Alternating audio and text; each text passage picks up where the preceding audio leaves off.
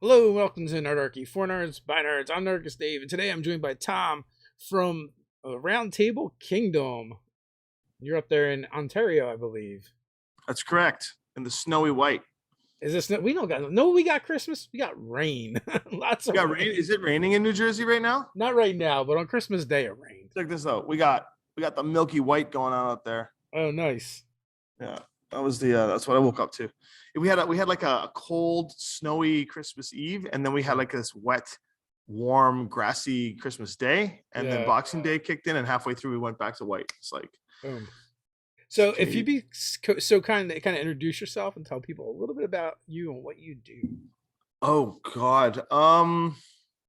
Every time this happens, I keep thinking to myself, like, I just got to find a much quicker, easier way to make this happen. And We got an hour. It's fine. yeah. Well, I guess the best way to describe it is I'm kind of a sadist, masochistic entrepreneur. Wait, aren't we all? Yeah. My primary thing is that I design games and I make film and I run board game cafes. I don't really run it. I hire people to know what they're doing, but I just create a lot of things and then move on. So that's a real, I don't know, Cliff Notes for you guys. It's Cole's Notes for us in Canada, but Cliff Notes is like the abbreviated version of a book. It's kind of like the cheat notes. So I feel like this is all part of a conspiracy. Step one, open gaming cafe. Step two, only stock it with your own games. No, it's strange. I actually, if I'm here and there are people asking for advice on games, I like vehemently do not suggest my own. And I'm not sure what that's all about, because you Yeah. think, oh, the margins are the best, but no, I unless they're asking specifically, like, hey, I'm a Buffy fan, do you have any Buffy board games? I'll be like, well, yes, we do. Just yesterday during Boxing Day, somebody pulled off, we did Evil Dead 2, and they pulled down Evil Dead 2, and they were like, this is a great looking game. And I was like, I think it's kind of fun, but I'm biased. And she wasn't queuing in at the fact that I'm a walking Pokemon with the Lynn Vander stuff, and the logo is right on the box. And so she's like, I think I'll pick it up. How much is it? And I actually didn't remember what the price was. So I was just like, I gave her a really good deal. And I was like, I don't know, it's like I'll give it to you for like $40. And they're like 60 or something. So she's like, wow, that's really good. I'm like, yeah, don't worry. The margins are good for me. So she puts it down, and then she keeps asking questions about how it plays, and I'm explaining it. And then she's like, you know a lot about this game. I'm like, yep. And then finally at the end, I was just like, I don't know if you know this or not, but there's a connection. And then and when she figured it out, she wanted it signed or whatever. And I was like, I don't know. I just got like nervous about it, I guess. But so I try not to like suggest that stuff to people, because I'm also afraid that they're gonna get it and be like, man, this game sucks, and then like give the cafe a bad review or something. I don't know. So I think I didn't meet you, but I think I met some of your people at maybe it was Origins. It was in the before times, and I was hanging out at the hotel bar, or maybe it was PAX Unplugged last year.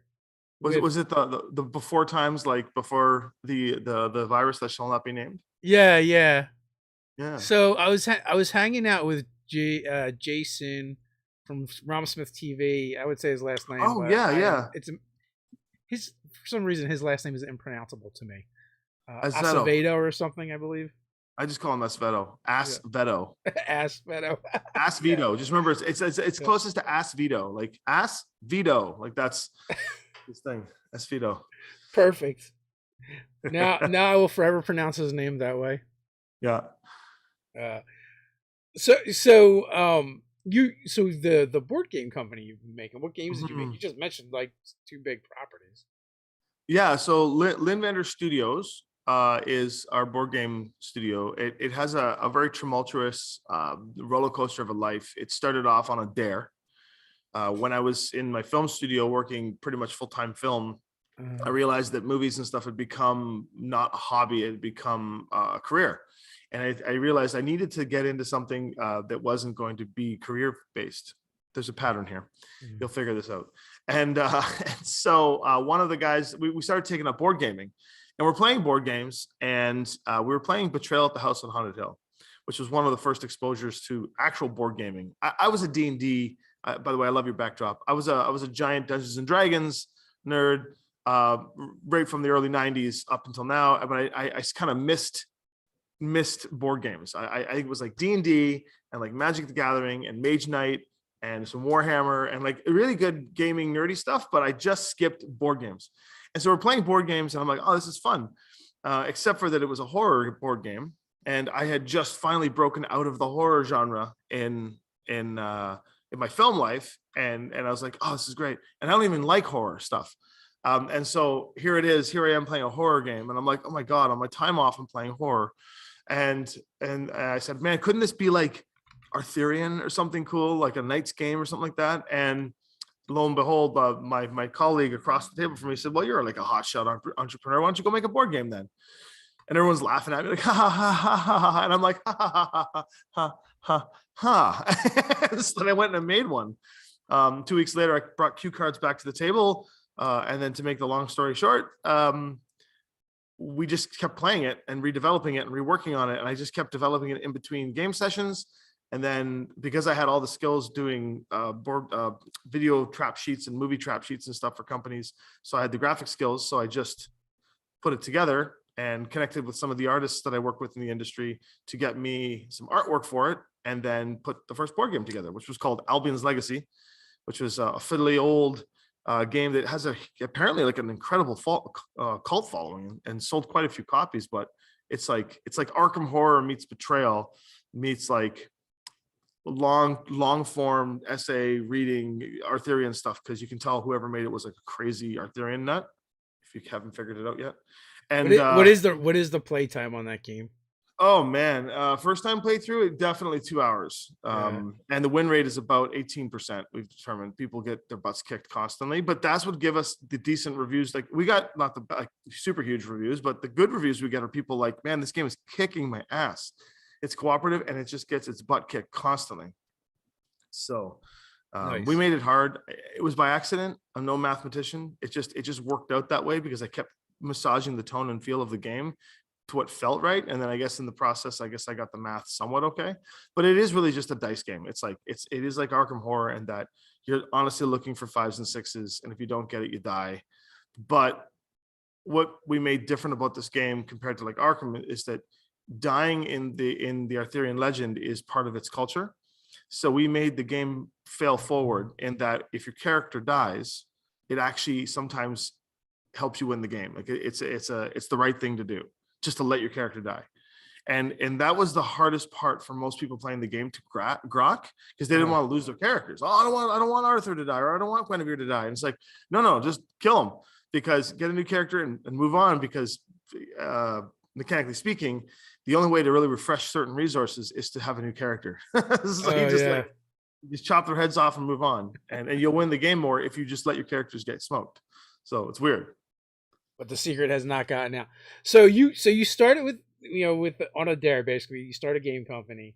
Yep. And then how did the cafe come about? So once Albion's was made, we made some mistakes on Kickstarter. Like we kicked it. It did back then, it was really well, like 29K, but it was like that was really good back then, like 2015, 2014. And I overpromised stuff, and then it just turned into a financial fiasco. We got taken advantage of by a Chinese manufacturer that just took me to the bank and just destroyed everything financially. And I was really early and really just getting through my film days, and money was like obviously a much tighter supply. And I instead of just giving up and saying sorry, I tried, I fell into the Kickstarter trap of like daisy chaining Kickstarters. So I launched a couple more, and then I tried to like make it a giant soup thing, and boy, that didn't work. I'm fortunate that I didn't get more than like 20 or 40,000 per Kickstarter, because that's a workable amount of effort to get through in a lifetime. Okay. Millions of dollars would have been a bankruptcy situation, and I would have been like a lot of those companies out there that like Space Goat that make these giant $750,000 Kickstarters and then bankrupt, and then everything's gone. But I fought claw, tooth, and nail to get back, and pissed a lot of people off, and tried to win them all back piece by piece. And I think we're close to getting them all back at this point, just by delivering the things finally. And I decided to pivot instead of being a publisher, which was like put my hand on the burner and like, oh, I'm not ready for that. Oh. I went and started designing. And because what ended up happening on Albion's is that we was 100% defective. So I reprinted the whole thing on my own credit. I just reprinted the whole thing and shipped it out to everybody again and said, I messed the game up. Here's the second round. Cost me like $45,000. Like, here's the second round. And that attracted some people who were like, well, if you know what, nobody's doing. Actually, I attracted two sides. One side was people that were yelling at me, being like, what the hell are you doing? Like, you're setting a bad precedent for all of us having to actually fulfill our shit. I'm like, well, that's your problem, not mine. Yeah. And then the other side of the people were like, hey man, if you really care about that game so much, like, what could you do with this? And then they gave me, then I started getting things like Buffy. So then I got the licensed Buffy to work with, because at that point I had a redemption round to create a game that was going to be promised and delivered properly. And we did. And then Buffy hit the market really well. And then that started to chain into like Terminator. And then we got all these crazy cool licenses. And then, my company, me and like a couple of our teammates started to pivot into just becoming a design studio. So we started designing. Now we kind of jump back into publishing again because we know how to handle it. Meanwhile, the film stuff was going really well. And this is actually getting to answer the question. That's why it's complicated. Meanwhile, the film stuff was doing great, but I had just gotten over the depression of 2 years of losing my film studio because we had chosen to walk away because the landlord like doubled the rent overnight. And we were like, forget it. We can just operate from our houses. And I ended up buying a house that we ended up turning into a film house, but then it became a rental because it made more money and it made more sense. So then we ended up just operating out of our houses again. And then we're like, you know what, we need a studio space again. So we came to this look, we looked everywhere, 22 or 23 different places. And we finally found this place. It's just off the downtown beaten path. And the back room has got like nice high 18-foot ceilings. There's this giant warehouse back there. And we're like, it's perfect. We can set up the green screens. We can start doing corporate work again. This will be our film office. And the landlord said, take the front storefront. And I said, I don't need a storefront. And he's like, I'll make it worth it. And the square footage was worth it. And I was like, oh, okay, we'll take the extra space. We'll create like a glorified office or something. And I was like, oh, you know what? Maybe I'll make it my board game place where we can test all the board games we're designing. And we'll just give people coffee to come test it out. And I'm like, well, why would I give coffee away? I should just sell coffee. Yeah. Well, if I'm going to sell coffee, I should sell beer because beer's got better margins. But I can't sell beer unless I have food. Oh, the hell with that. I'm just going to open a cafe. And that's how it started. That is exactly how it started. And then the next thing you know it, I was doing less and less corporate film stuff, less and less game design for the small period of time, and just focusing everything on trying to make sure this what I thought was going to be a very simple opening to a very complicated, elaborate build out, as you see, that turned into this like crazy hub. And I thought, oh, if I can get this place up and running and stabilized, I can go back to my film and game design, and they should be, and that's how it's worked out. And so thus the Roundtable was born. And it became such the dominant brand in my life that it actually, the film studio just had no use anymore. So because I was doing stuff, I was going to editing and post-production and stuff. So it had no use anymore. So it just literally was consumed and has become this. And now we've even took the next 5,000 square feet is an archery range and an axe throwing range over there. It's like this 13 or 14,000 square foot complex with like, all kinds of crazy stuff here. And it's completely taken over film and even game design. Like there's nothing here but the cafe's enterprise. I don't even have an office for my board game stuff. This is my office. Glorified. Yeah, you expanded to like two more locations, right? I started expanding because people who were the model was, I knew there was going to be a loss model for a while, and it's not the smart thing to do. So anybody that wants to open a cafe, don't do this.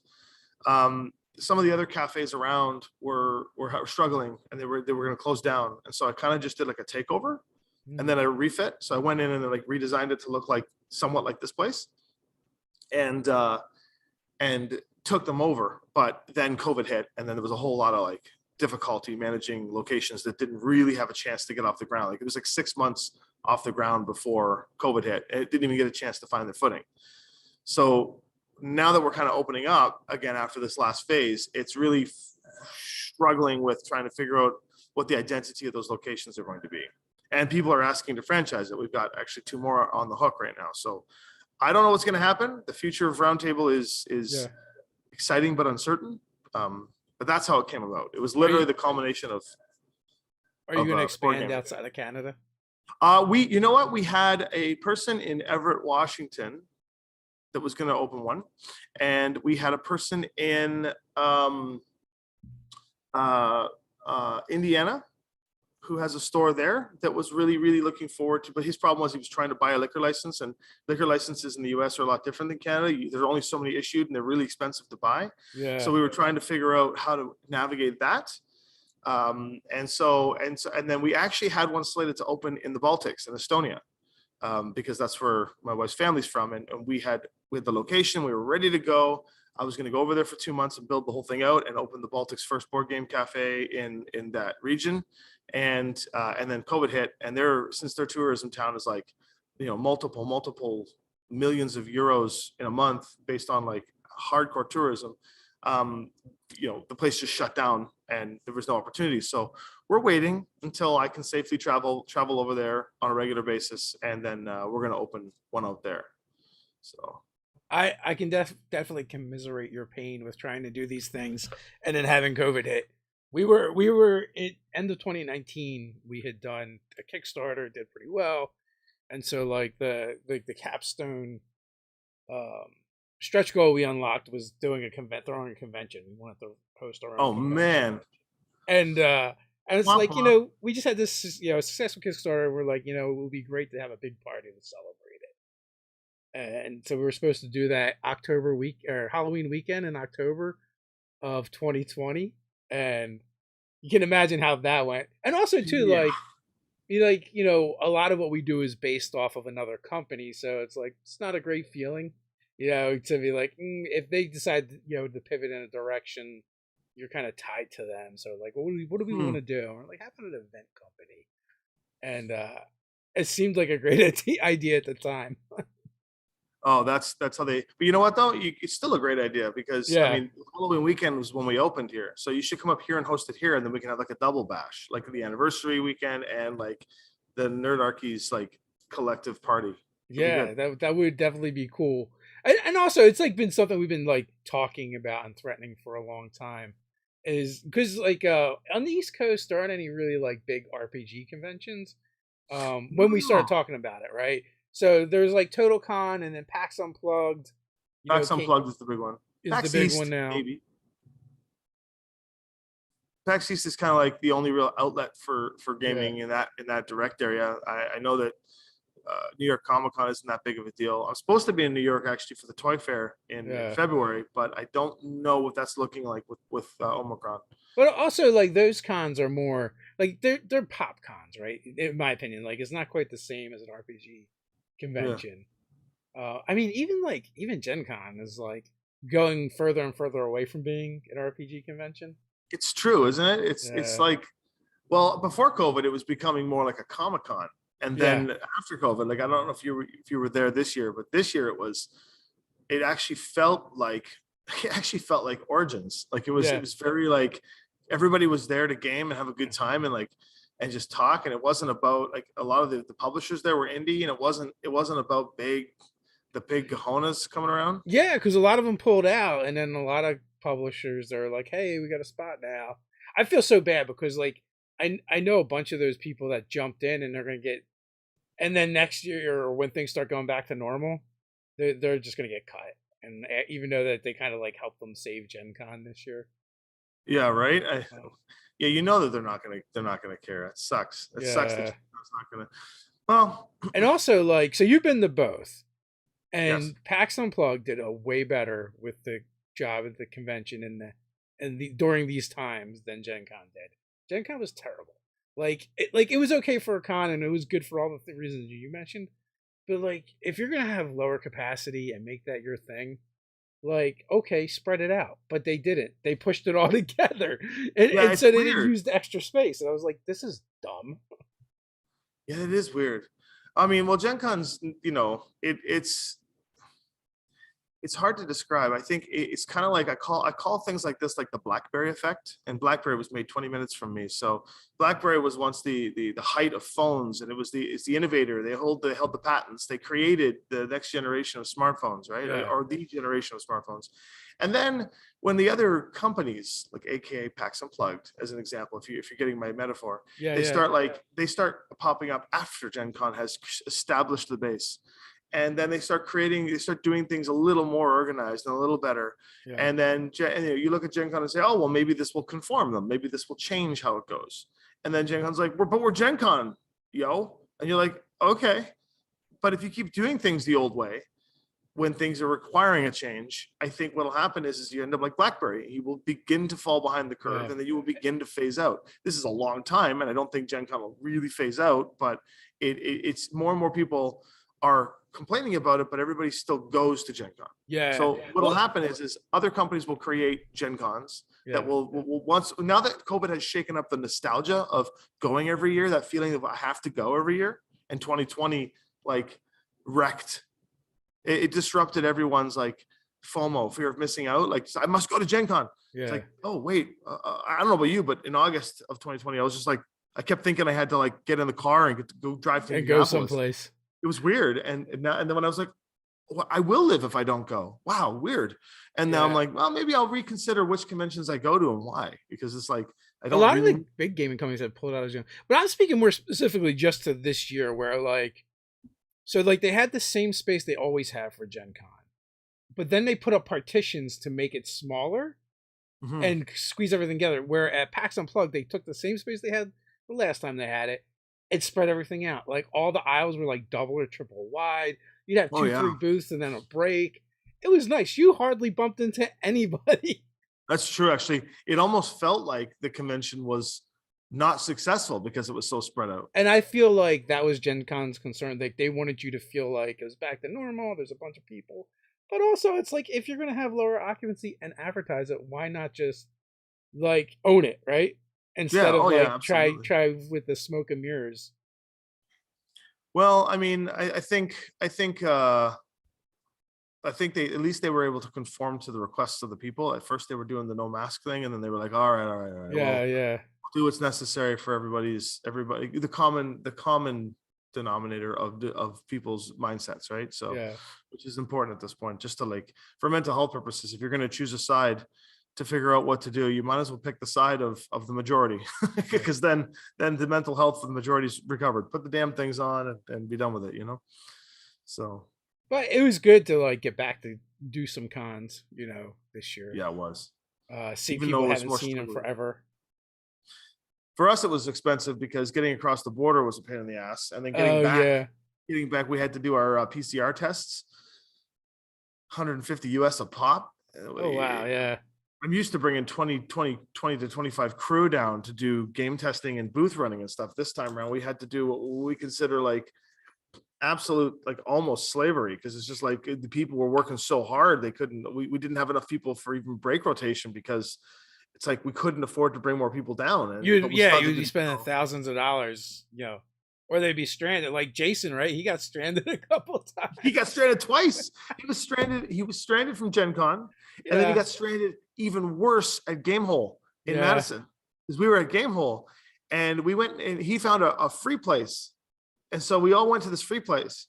Yeah. And well, they did not return the test in 72 hours. Let me tell you, they returned the test like in 5+ business days after the weekend. Like it was ridiculous.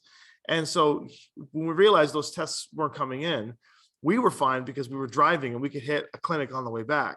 It was just going to cost us a little more. He couldn't. So he ended up getting stuck there till Wednesday. Yeah. He's supposed to leave on Sunday night. He didn't get out there till Wednesday. Wow. It's crazy. Stupid extortion tests. Yeah. We ended up just getting a hotel in Buffalo, and then getting up at like 7 a.m, getting the test done, and then going nap for a couple hours until the results showed up, and then cross the border. So it was like, but he had to wait till Wednesday. It was crazy. Yeah. So I kind of bumped into you at PAX Unplugged, sort of, because I've gotten my tattoo started. You got a badass tattoo. And what's that? So you got a pretty badass tattoo. That it came out good. Awesome. I'm pretty happy with it. I mean, it's still look at that thing. Oh my God, that's so cool. It's still healing. Chad is so good, man. Chad is so good. Yeah, Chad is awesome. And he's colorblind, and his colors are so good. He does a good job for someone who can't see. And my son got his first tattoo. So we were kind of like in each other's orbit, but I didn't get a chance to speak with you. But because you were playing in stream games at the booth, Mhm. Six Sides of Gaming. Yes. What is that about? Six Sides of Gaming. So that was an initiative that started 100% because of COVID.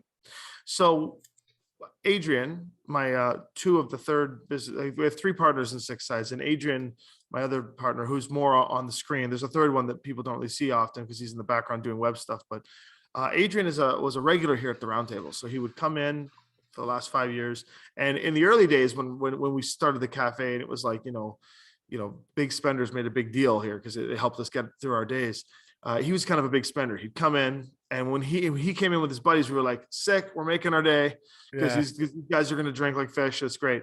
And he's a big guy. So he sits down and he's drink after drink and he'd buy boxes of magic. And we're like, yeah, Adrian. But more importantly is that we had mutual friends that we did like musicals and stuff with. So it was like the small town connection, but we really didn't know each other. And he kept saying like, oh, you guys ever thought about like streaming? And at the time I'm like, no, I don't. A guy from film, you think I would know what streaming and stuff is all about. And I'm like, no, I didn't. I didn't know what the Twitch and the YouTube stuff was. And I was like, oh, but we should do that sometime. And for years we kept saying like, we should do that sometime. We should do that sometime. And then when COVID hit and we had our shutdowns, he came in to buy a bunch of games and stuff to play at home and to support the story. He ended up dropping like an obscene amount of money just to support the place. And and then as he was walking out with his bags of games, he goes, we should stream sometime. And I went, what are you doing Monday? Because we couldn't do anything else, right? I had no conventions to go to. I had no store to open. It was just like, what are you doing Monday? And he's like, nothing, because I don't even need to go into the office anymore. And I was like, oh. He goes, I'll bring my streaming rig. And his streaming rig was like a small truss with a couple of cameras and a microphone. And he came in and we set it up literally right here. We set it up right here, right by Brian's awesome sculpture. We set it up right there. And we had a really bad stream. The audio was bad, and like it was bad. But and we kept that stream specifically to show down the road to say like, this is where we started and this is where we are. And then it became like a drug. At that point we're like, well, let's do it again next week. And then we just kept doing it until eventually we were like, we should make a company. And then Six Sides of Gaming was born. And then since then it has become like all the viral infections of my businesses, it has become the dominant strain at the moment in my life right now. But it is like the culmination of everything I've done, because all my board game people that I work with, like the publishers and stuff, getting them to sponsor in and do stuff on the stream has been like a boon. All of my film expertise, being able to like make it look better and sound better like almost instantly came into effect. And then settings and stuff like this helped us get the backdrop to make it look good. And then it just kept going and going and going. So nice. So did any of your film buddies break your balls about that first stream? Well, my audio guy, who also doubles over as my cook right now, he did. And so we brought him in really early on, and he was trying to tweak the audio levels and stuff for us. And then eventually we didn't want to get lapels because that was a really big investment. Yeah. Getting really good lapels is really expensive. So we ended up getting these headsets that we didn't really care about the fact that you can see the headset on the characters, because at that point, whatever. So we got these headsets that work way better, and they were much more economical. And then the audio levels got tweaked and stuff. So the rest of the team was like, that I work with and stuff, was like, when are you going to do shorts? When are you going to do short order content? When are you going to do things that are more edited? And I'm like, all these people that I worked with for years, they're very, very, very expensive, because we've been working together in the industry now that our rates are like insane. So I'm like, well, there's no way we can economically afford to get the appropriate level of film caliber into the streaming thing to be able to cut everything we need to, because we're not big enough yet. But when we get big enough, when we see a revenue stream that is even somewhat conducive of a growth curve, like we're starting now, we will start doing things with short order film content, like, and that's hard in mainstream YouTube, let alone this industry, this niche, right? It's super 100%. But we do have the power to do it, so we will. And then on our YouTube page, we've got a couple of films we made with some clients that you can see what we can do. Like the opening video on our Six Sides YouTube page is a video with Larian Studios for Divinity, and you can see the quality of what we can pull off in a day or two of like hard work. But the cost of that is not conducive to anything until we like quadruple our viewership and start seeing what that revenue stream looks like. So like I know like in the film industry, like Netflix got a carve out. They're like, oh, we don't know if this is gonna work, so we should be able to pay you less. And then like so YouTube would be YouTube and Twitch and stuff like that would be way under there someplace. Unless you're like Mr. Beast. And then you can afford to do full blown productions and stuff. Quick self plug. We're doing a new Kickstarter coming up next week. Actually, it's like 8 days. I'll take a look at it from now. I'm going to put a link in the description, folks, if you want to follow along, as well as in the chat there. I just followed Mage Forge. This is cool. What is this? Deck of mage items. Ooh, that looks cool. Yeah, it's our second one. The first one is in 2019. 2022, the wheels kind of fell off of everything, and now you're working with back in the saddle. With Nord. Tell me about Nord Games. Nord Games is awesome. More and more. Have you encountered them? No, but somebody messaged me about Nord Games asking where my distribution was, and we have our own distribution situation set up. But I'm curious. I was just curious. Okay, so Nord Games is they started off as a third-party publisher for D&D stuff, and we've kind of had a relationship with them for years. After I had backed one of their projects, and they just put out really good D&D products. But at some point, they're like, well, we're already doing the distribution for ourselves. And then they started taking on distribution for other companies, and we've been using them. We actually had a problem with the person who was going to distribute originally for us for our Kickstarter. And they kind of bungled stuff. And in the middle of it, we had to switch to them, which it was awesome that we were able to work with them, but it was such a headache to shift gears and switch things. And as you know, that which means costs more money, right? Yes, very much so. But they have been really great to work with, and like in 2019, I guess I went to GameCon and I hung out with their crew for that whole weekend, pretty much. It was the first time we'd actually gotten to kind of hang out in person.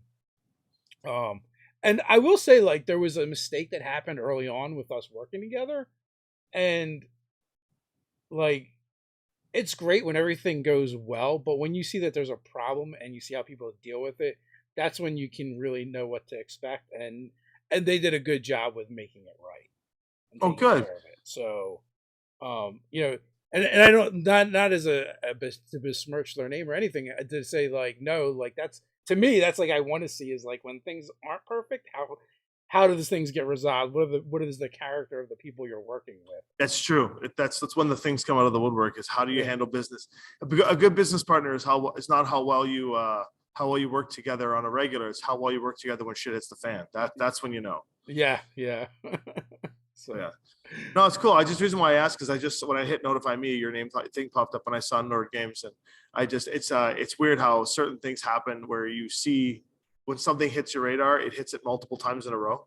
Yeah. So I had someone message me on the Kickstarter we just finished and say like, hey, I'm launching a Kickstarter soon. Got some questions to ask you.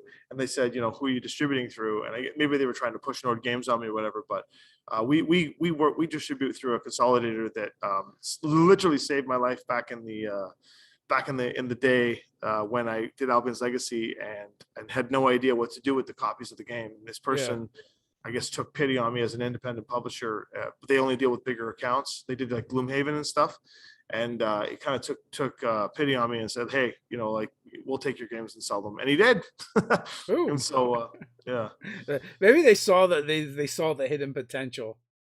I think so. Maybe. I mean, it was called, you must know Aldo. No, I'm not familiar. So, I mean, he had a company called Impressions.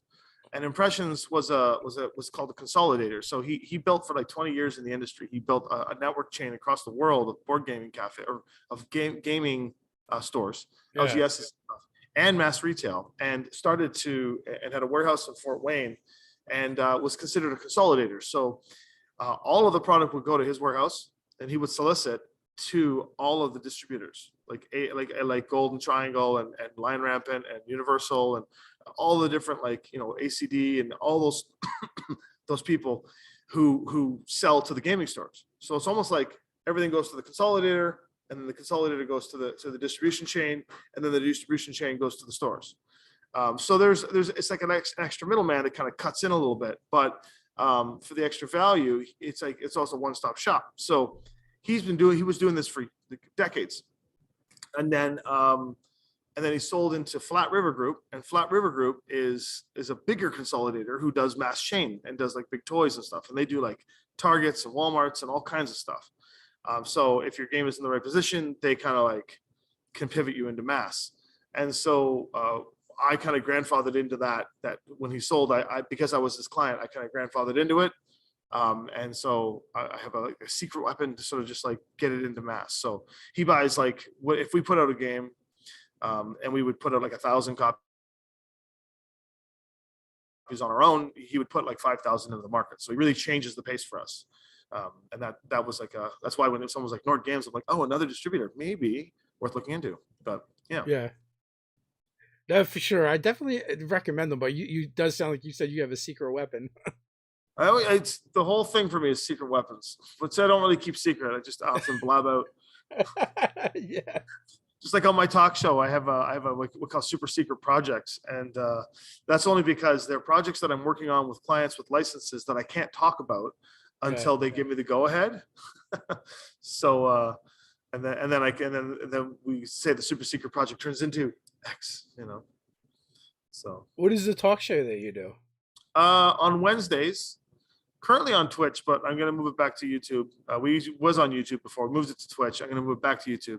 But it's called True Talk, and it's literally like this, except without another person to talk to, where all I do is talk to the audience. And I will it'll get serious, it'll get dark, I'll get bitchy, it'll get happy, it's funny, it's dumb, I'm always late. It's just one of those, like, it's a day in the life of my entrepreneurialism. Yeah. That on a less professional platform, I'm being very professional on your show, but it's a little crazy, and it's called True Talk because when people ask questions or when I answer things, unless I am either gag ordered or it is actually like a legal issue to talk about it, in which case I'll just say no comment. But generally, I will just tell the truth of what's going on, and people ask questions, and I will hit it home.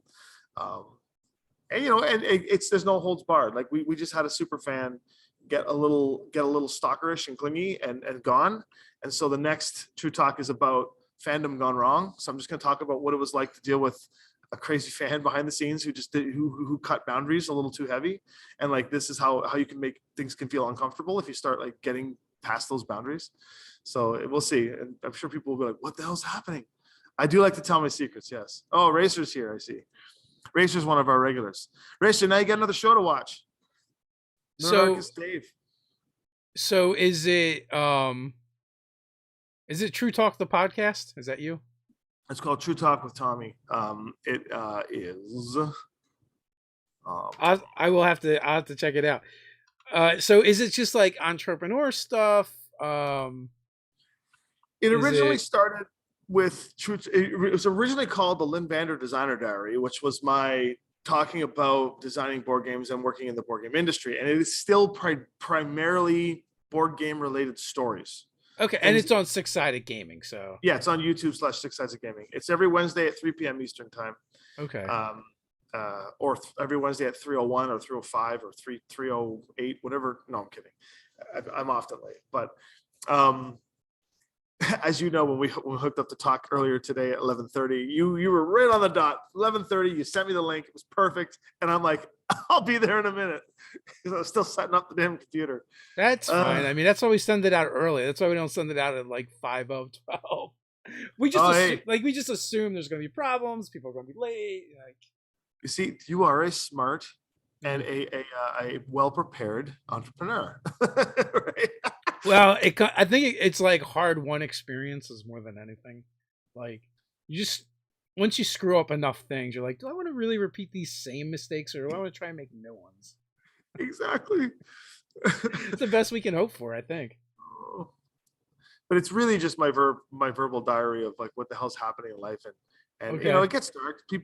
People who are chatting, they talk, you know, we talk about problems, and we can talk about, serious issues such as like, family deaths and things like. Well, we'll get into it pretty Yeah. hardcore, but generally it's a discussion about, the woes of designing, or what it's like to own a business, or the difficulties of financing, and how you get through mistakes you make. And if you're sick and you're the owner of the place and you call in sick, your other phone rings, so you just like, you can't call in sick, and Yeah, it's yeah. just that. So That is so true. Do you so if you were to make, shorter form content with Six Sides of Gaming, what would that look like? well, actually, we're going to be doing that. That's our phase 3, which is in January. So shorter form content for us is, we are starting to do both what's called YouTube Shorts, and some of our programming is going into shorter form. YouTube Shorts, like Adrian, for example, he opened the Shadowrun starter set. It was like a 15-second thing, and it did really, really well in terms of viewership. You can't monetize it, sadly, but it's good to sort of just get out there. We also are doing, so we used to run like 2 games of D&D every Sunday. We had like a 3-hour period and then a break, and then a 3-hour period, and 2 different campaigns running every Sunday. But now we're doing 1 campaign, and then the rest of the stuff we're running is going to be filmed. Like we're going to play like a 6-hour game of D&D, or like a 6-hour game of Shadowrun, and we're going to cut it up into smaller 45-minute or 1-hour chunks, and then release those slowly for people to watch. That'll be a little more edited, a little more condensed, cut out some of the live mumbo jumbo to get it together, and then and just kind of hit home with the content, and then build up the storyline for a live performance of Shadowrun. That if you followed along the 6 episodes and you get to the last one, that's the run. That's the big, and then people can influence that in chat, kind of thing. Yeah, so I've seen somewhat of a shift that in that direction too, where folks are taking, going away from live in order to pre-record it, Yeah. edit it a little bit better, and put it up there. Um, are you still going to be putting doing stuff over on Twitch, or is it going to be on YouTube? Oh yeah, no, we're going to keep the Twitch content going. We're going to be doing, like I said, we're going to be doing our capstone Sunday D&D game that will happen on Twitch every week. We'll have one other slide of content happening on Twitch, RPG style, which will be either, right now we're kind of working on we're working on a bit of a sponsorship with a couple of companies, and so we'll rotate those games in. So we'll be doing Shadowrun, Cyberpunk Red, and Witcher. So we got some cool stuff coming up. Nice. And then I have my Friday night Dungeons and Dragons online game where we play DDO, the video game, and it's just shenanigans. We're just playing this retro old video game, and the crew of people that play are an old group of friends, and we just haze the shit out of each other, and just we are starting to attract a crowd because we're not elite players in any regard. Yeah, we are literally a bunch of baboons that they're like, let's watch these jack-offs and see what they're doing. we're basically a pile of Leroy Jenkinses that just run into a dungeon and try to survive. Like we purposely put ourselves in situations where the game shouldn't allow us to live, and we work really hard to daisy chain survival. And people get watching it and they're like, this is crazy, and we're just like chain resing each other and like running away and kiting things, and it's stupidity in its finest form. Yeah, it really is, and it's actually one of our better shows. And then True Talk on Wednesdays, and then Adrian is now doing a tech talk thing where he just talks about the tech build out of everything that he does, and so that's pretty much what we got going on for this year. Cool. So we'll have to have you on the show. Yeah, I would love to come on and chat you guys, or play a game or do whatever. Do you have any home games where you're just like kick around for fun? Yes. I have, we call it the OG. In the chat group that we have, it's called Old Guys with a D20 Problem.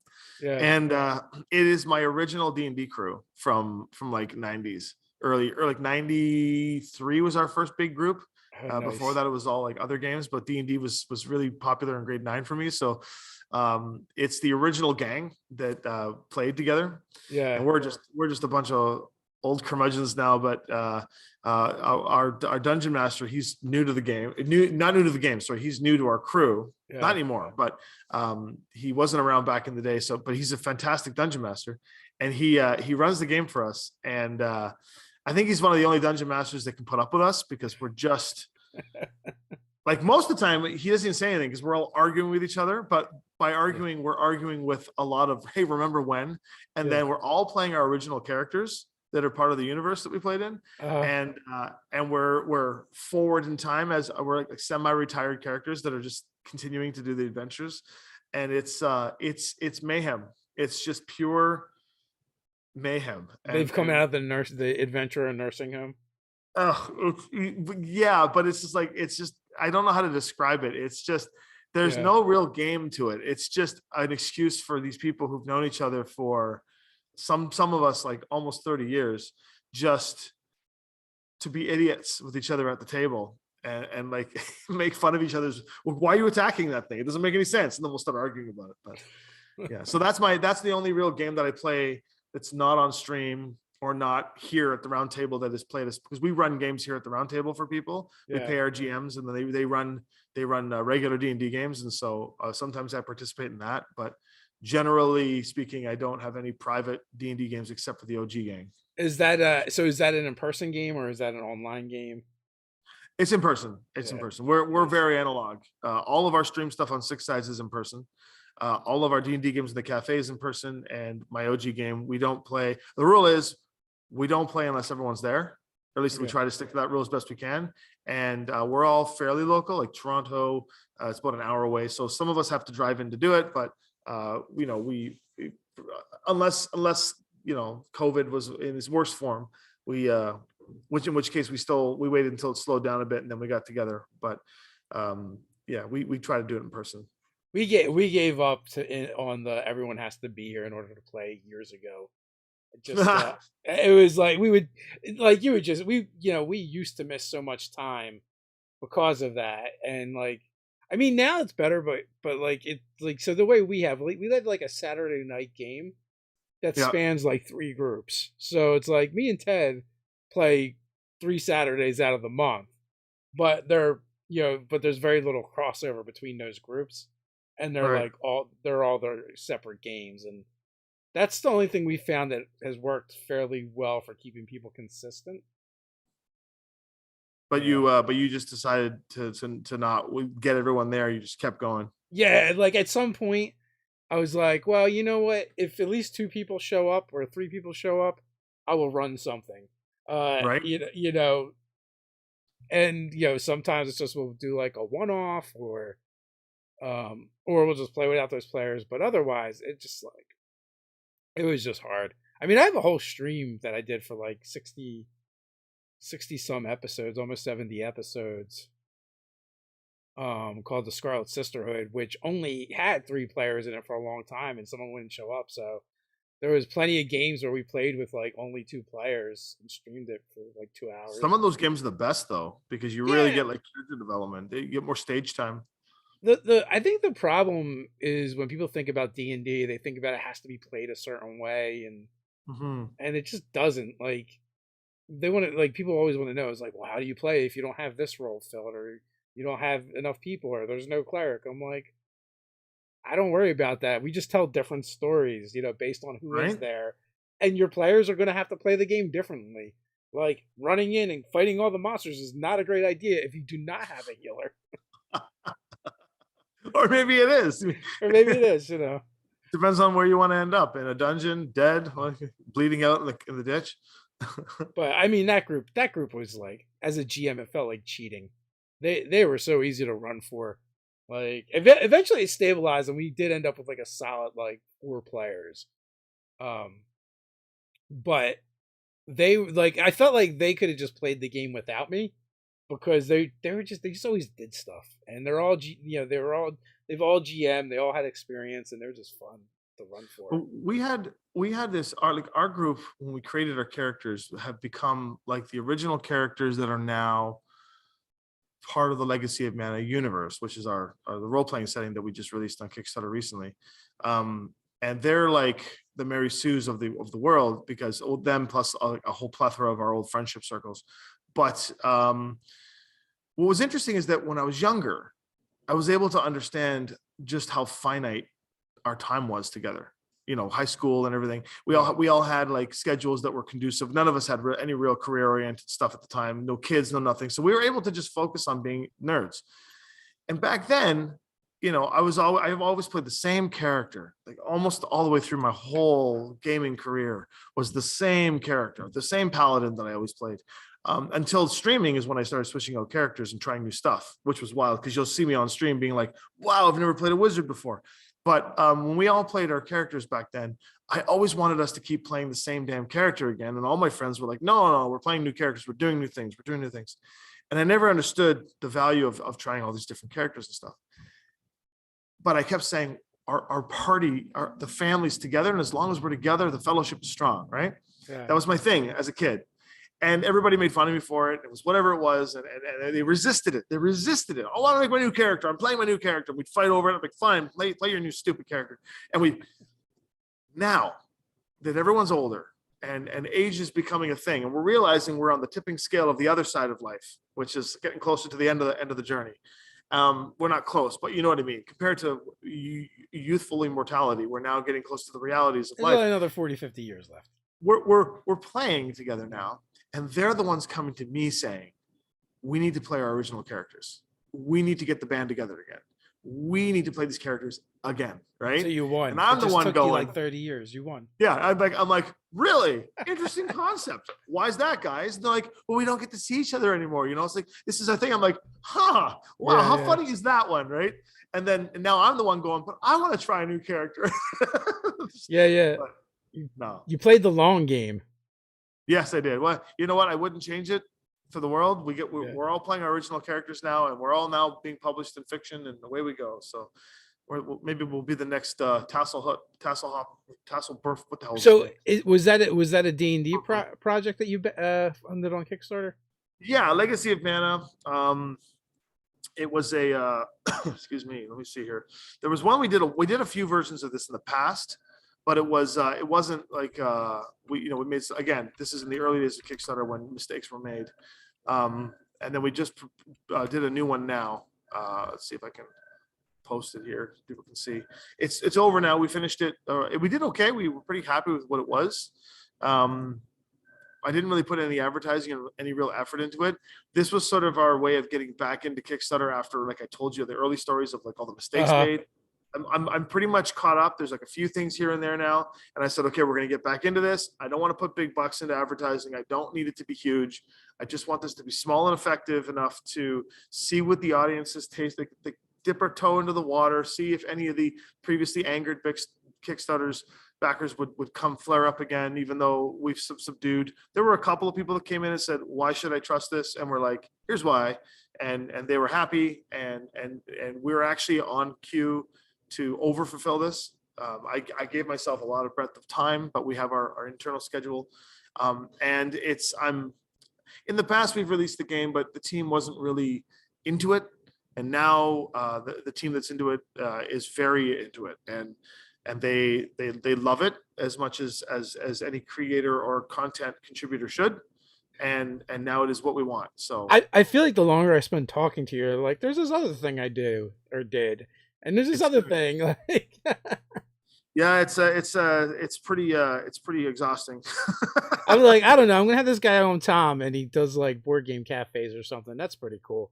And I know he had like a bunch of Brian's creature curation stuff. And then like I saw the name on the Zoom, and I was like, oh, I just, you know what? My brain went to like, oh, that's one of his D&D characters' name or something.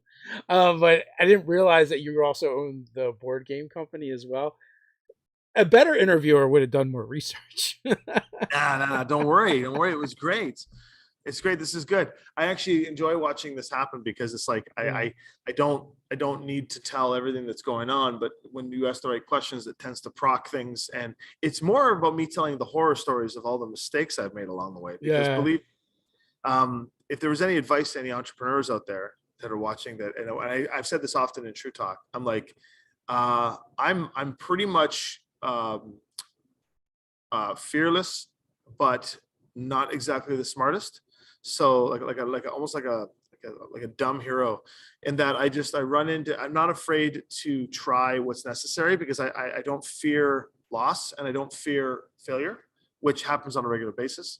And I think that is one of the marquee or the capstones or what do you call it, milestones of an entrepreneur that's going to be okay, I think, is that just understanding that the losses are part of the battle. And I have lost a lot of time, energy, and money over the last decade in my entrepreneurialism. I mean, I've opened cafes and stuff that didn't work out and closed them. And then I've started businesses with partners that went sour, and then it turned into legal battles that ended in everybody losing. But for every loss you get, there's wins. And then when you get the wins that come in, all you hope for at the end of the day is that the wins outweigh the losses. And 90% of my success is strict perseverance, just holding on, white knuckling the rope. Is there like a central location online where people can find you to kind of like plug into the different things that you're doing? Before this conversation, I would have said no, but since I opened up a few things, I also have escape rooms and stuff. I created this thing called perfectpastimes.com. And I centralized everything that I'm allowed to show there.